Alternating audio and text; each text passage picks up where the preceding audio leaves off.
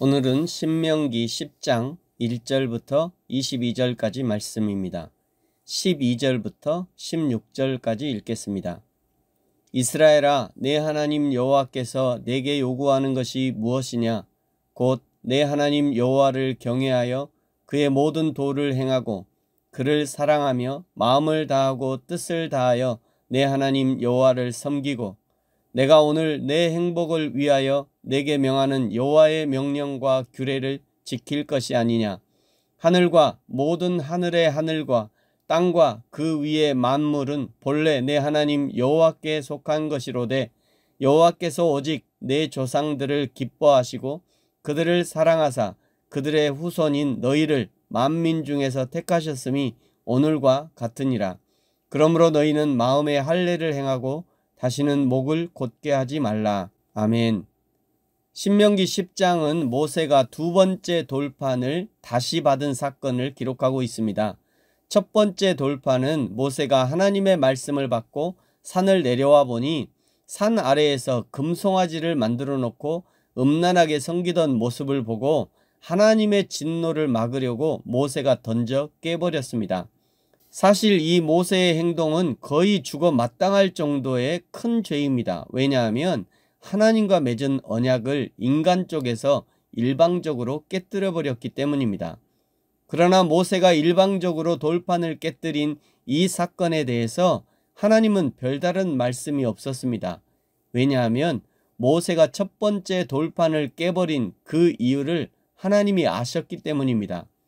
그 이유는 이스라엘 민족을 아끼고 사랑하는 모세의 마음이었습니다. 그 모세의 마음은 하나님의 마음과 통하는 것이었습니다. 그야말로 이심전심이었습니다.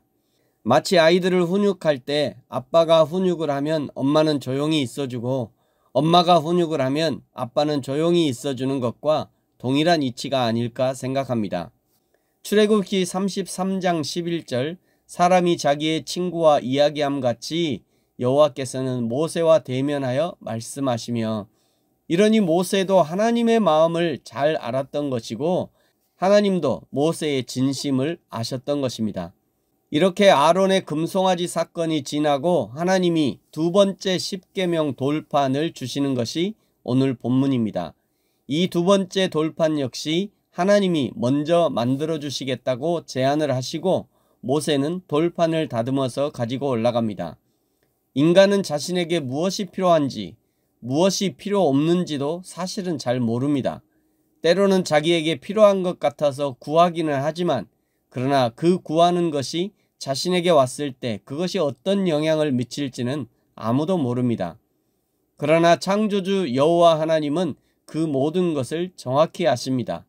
지금 이스라엘에게 필요한 것이 하나님의 말씀이라는 것을 아셨기 때문에 모세에게 두 돌판을 만들어서 가지고 오라고 하시는 것이죠. 오늘 우리에게 필요한 것은 무엇일까? 수많은 필요들이 있고 지금 당장 필요한 것들이 있겠지만 그 중에서도 가장 필요한 것은 하나님의 말씀입니다. 하나님의 말씀이 내 발의 등이요 내 길의 빛이 되었기 때문에 오늘 하루를 살아가는 모든 인생들에게 가장 필요한 것이 하나님의 말씀입니다. 5절에 하나님이 새겨주신 두 번째 돌판을 모세가 여호와의 언약궤 안에 보관합니다. 6절 부에롯 브네아 아간에서 아론이 죽어 장사되고 8절 레위 지파를 구별합니다. 12절부터는 여호와 하나님이 이스라엘에게 요구하시는 것이 무엇인지 알려주십니다.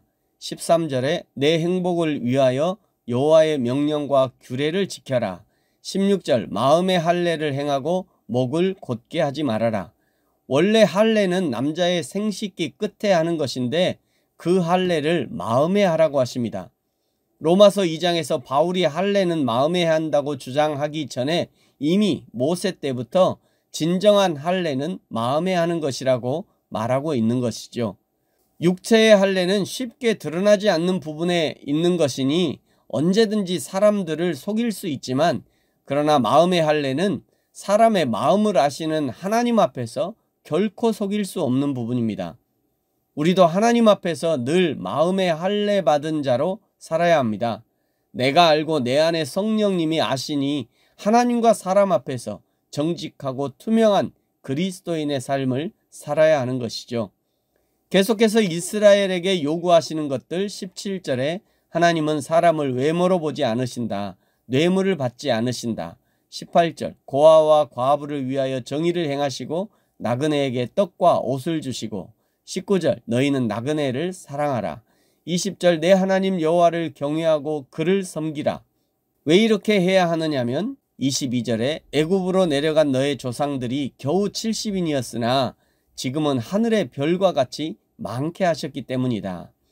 인간들이 추구하는 모든 복은 오직 여호와 하나님께로부터 옵니다.